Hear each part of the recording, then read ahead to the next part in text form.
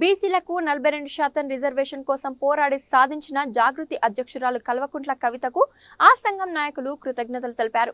పెద్దపల్లి జిల్లా గోదావరి కని జాగృతి ఆధ్వర్యంలో స్వీట్లు పంచి టపాసులు పేల్చి సంబరాలు చేసుకున్నారు. ఎమ్మెల్సీ కవిత పోరాట ఫలితంగానే తెలంగాణలో బీసీలకు 42% రిజర్వేషన్ సాధించినట్లు జాగృతి జిల్లా అధ్యక్షులు పెంట రాజేష్ పేర్కొన్నారు.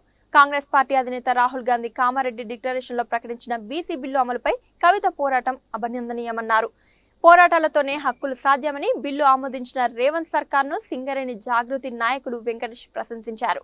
ఇదే స్ఫూర్తితో కేంద్రంపై ఒత్తిడి తీసుకువచ్చి దేశవ్యాప్తంగా బీసీలకు 42% రిజర్వేషన్, మహిళలకు 50% రిజర్వేషన్ కోసం ఐక్య పోరాటాలు చేస్తామని నాయకులు పేర్కొన్నారు.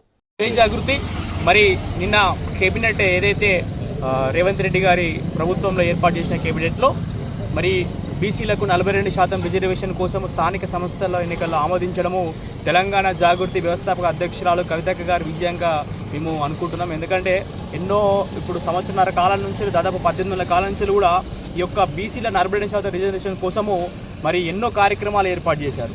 మేధావుల సంఘాలతోటి తర్వాత రౌండ్ టేబుల్ ఏర్పాటు చేసి ప్రతి ఒక్క జిల్లాలో కూడా ప్రతి ఒక్క మేధావుల్ని మరి వారి ఐక్యతగా మరి ముందుకు తీసుకొచ్చి ఈరోజు విజయం సాధించడము వారి యొక్క మరి కృషికి మరి ఫలితం అని చెప్పి తెలియజేస్తున్నాం. అట్లాగే ఏదైతే ప్రభుత్వం ఏర్పాటు చేసిన డెడికేషన్ కమిటీ ఏదైతే ఉందో త్వరలో కవితక్క గారు దానికి నివేదిక కూడా సమర్పించనున్నారు. ఎందుకంటే మొన్న చూసినట్టయితే మరి కేంద్ర మంత్రి కూడా మరి ఈ 42% రిజర్వేషన్ ఇవ్వాలని తెలియజేయడం జరిగింది. అట్లాగే మరి ఆర్ కృష్ణయ్య గారు అట్లాగే సిపిఎం పార్టీ అనేక సంఘాలు కూడా ఈరోజు బీసీ రిజర్వేషన్ ముందుకు రావడం జరిగింది. పెద్ద ఎత్తున కూడా ఢిల్లీలో మరి కవితక్క గారు కాన్స్టిట్యూషన్ ఆఫ్ కప్లో కూడా మరి తెలియజేయడం జరిగింది.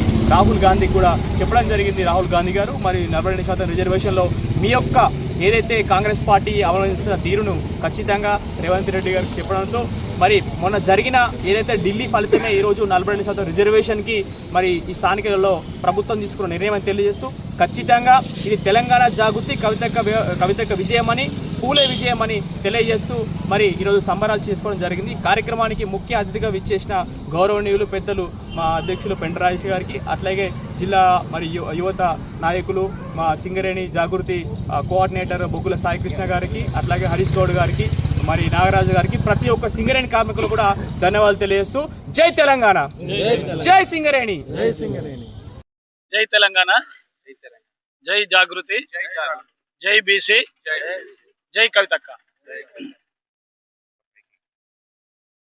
ఈరోజు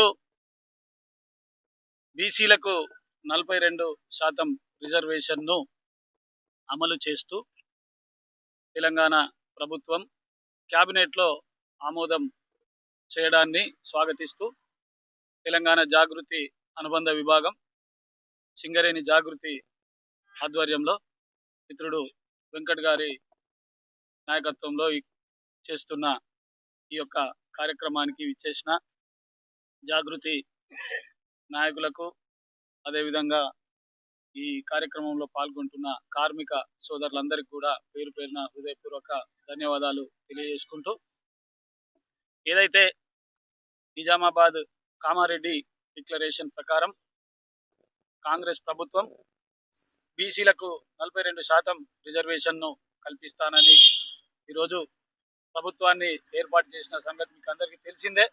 ఏదైతే 6 గ్యారంటీలను అమలు చేయకుండా అటకెక్కించిన విధంగానే మరి ఈ బీసీలకు సంబంధించిన బిల్లు కూడా వెనుకబడుతుందన్న ఉద్దేశంతో తెలంగాణ జాగృతి ఆధ్వర్యంలో బీసీలకు సంబంధించిన ఈ బిల్లును అమలు పరచడం కోసం గత సంవత్సరంన్నర కాలంగా మా అభిమాన నాయకురాలు కల్వకుంట్ల కవితక్క గారు ప్రతి జిల్లాలో రౌండ్ టేబుల్ సమావేశాలు ఏర్పాటు చేసి సుమారు 70కి పైగా బీసీ కులాలన్నింటినీ కూడా, చిన్న పెద్ద కులాలన్నింటినీ కూడా ఏకం చేసి ఒకే వేదిక మీదకి తీసుకువచ్చి అందరి అభిప్రాయాలను తీసుకొని మరి సంఘటితంగా ఈ యొక్క బిల్లు ఆమోదం అయ్యేందుకు మరి ప్రతి నిత్యం ప్రతి క్షణం ఆమె పోరాటం చేసింది. ఆ విషయం మీకు అందరికీ తెలిసిందే. ఏదైతే ఇందిరా పార్క్లో ధర్నా చేసిన సందర్భాన్ని కానీ, ఢిల్లీలో ఈ యొక్క తెలంగాణకు సంబంధించిన బీసీలకు 42% రిజర్వేషన్ కావాలని నిన్నగాక మొన్న నినదించిన సందర్భం, దానికోసం కేంద్ర ప్రభుత్వం వెంటనే ఈ బిల్లు కూడా అమలు చేయాలని ఈ నెల 17 తారీఖు రోజు కేంద్ర ప్రభుత్వం వెంటనే అమలు చేసే విధంగా రైలు రోకోను కూడా ఏర్పాటు చేసి మరి ఈ గత సంవత్సరంన్నర కాలంలో వందలాది కార్యక్రమాలు చేసి ఈరోజు తప్పనిసరిగా ఏదైతే మాటిచ్చిన ప్రభుత్వం అమలు చేసే విధంగా మరి కార్యాచరణ తీసుకొని తెలంగాణ జాగృతి ముందడుగు వేసింది. దీంట్లో ఒక చిత్తశుద్ధితోటి మరి కవితక్క గారి ఈ యొక్క బిల్లుకు తను ముందుబడి ఈ యొక్క నిర్ణయం తీసుకునే విధంగా ఏర్పాటు చేసినందుకు ముఖ్యంగా ఈ సందర్భంగా ఈ కార్యక్రమం పక్షాన